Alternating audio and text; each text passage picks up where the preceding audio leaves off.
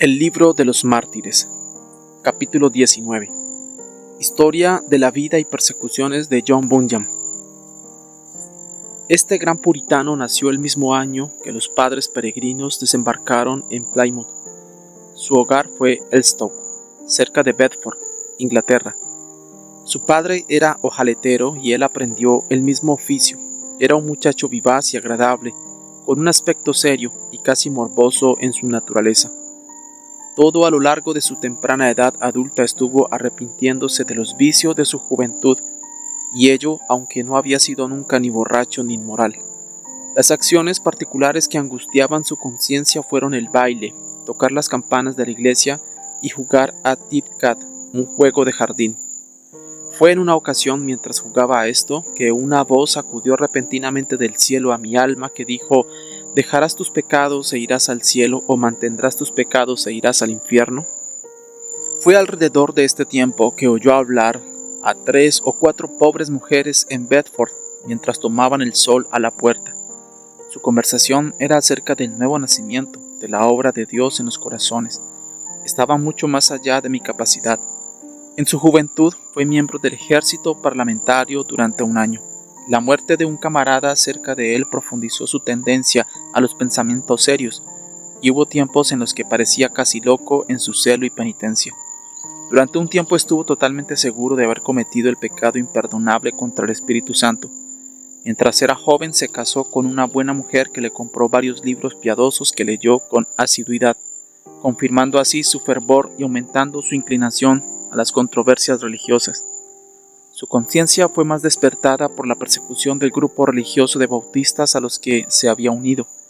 Antes de la edad de 30 años, se había convertido en un predicador bautista destacado. Entonces le llegó el turno para ser perseguido. Fue arrestado por predicar sin licencia. Antes de ir ante el juez le rogué a Dios que se hiciera su voluntad, porque no dejaba de tener esperanzas de que mi encarcelamiento pudiera resultar en un despertamiento de los santos en la región. Solo en esto encomendé la cuestión a Dios, y verdaderamente cuando volví me encontré dulcemente con mi Dios en la cárcel, decía Bunyan. Padeció verdaderas penalidades debido al mísero estado de las cárceles de aquellos tiempos. A este encierro se añadió el dolor personal de estar apartado de su joven segunda esposa y de 4 hijos pequeños, y particularmente de su hijita ciega. Mientras estaba en la cárcel se solazó con los 2 libros que había llevado consigo, la Biblia y el libro de los mártires de Fox. Aunque escribió algunos de sus primeros libros durante este largo encarcelamiento, no fue sino durante su segundo encarcelamiento, más breve, 3 años después del primero, que redactó su inmortal Progreso del Peregrino, que fue publicado 3 años después. En un tratado anterior había pensado brevemente en la similitud entre la vida humana y un peregrinaje, y ahora desarrolló este tema en fascinante detalle, empleando las escenas rurales de Inglaterra como fondo, la espléndida ciudad de Londres para la feria de las vanidades y los santos y los villanos que conocía personalmente para describir los bien dibujados caracteres de su alegoría. El Progreso del Peregrino es verdaderamente el relato de las propias experiencias espirituales de Bunyan. Él mismo había sido el hombre vestido de harapos con su rostro vuelto de su propia casa, con un libro en su mano y una gran carga sobre su espalda. Después de darse cuenta de que Cristo era su justicia y de que esto no dependía del buen estado de su corazón, o, como diríamos nosotros, de sus sentimientos, ahora cayeron ciertamente las cadenas de mis piernas, decía. Suyos habían sido el castillo de la duda y el pantano de la desesperación, con mucha parte del valle de la humillación y de la sombra de la muerte, pero por encima de todo es un libro de victoria. Una vez, saliendo de la puerta de la sala del tribunal, donde había sido derrotado, escribió: mientras salía de la puerta tuve gran gozo en decirles que llevaba conmigo la paz de Dios. En su visión estaba siempre la ciudad celestial, con todas las campanas tañendo.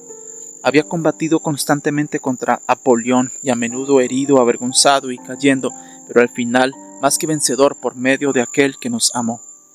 Su libro fue al principio recibido con muchas críticas por parte de sus amigos puritanos, que vieron en él solo una añadidura a la literatura mundana de sus tiempos.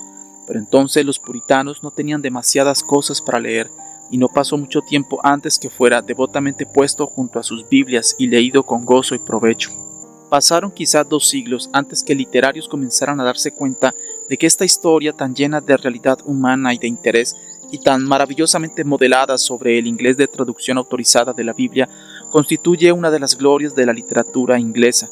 En sus años tardíos escribió varias otras alegorías, de una de las cuales, La Guerra Santa, se ha dicho que si El Progreso del Peregrino no hubiera sido escrito nunca, se la consideraría como la mejor alegoría de la lengua inglesa. Durante los últimos años de su vida, Bunyan se quedó como el venerado pastor y predicador local. También era un orador favorito en los púlpitos inconformistas de Londres. Llegó a ser un líder y maestro tan a escala nacional que frecuentemente era llamado el obispo Bunyan. En lo útil y desprendido de su vida personal, su carácter era apostólico. Su última enfermedad fue debida a los embates de una tempestad durante un viaje en el que intentaba reconciliar a un padre con su hijo. Su final llegó el 3 de agosto de 1688.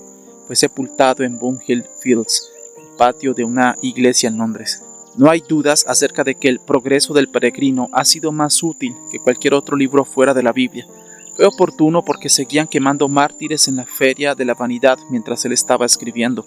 Es un libro duradero porque mientras dice poco de vivir la vida cristiana en la familia y la comunidad, sí interpreta la vida hasta allí donde es del alma individual, en un lenguaje llano. Bunyan desde luego mostró cómo construir un trono principesco sobre la humilde verdad. Él ha sido para muchos su mismísimo gran corazón, el valiente guía de peregrinos.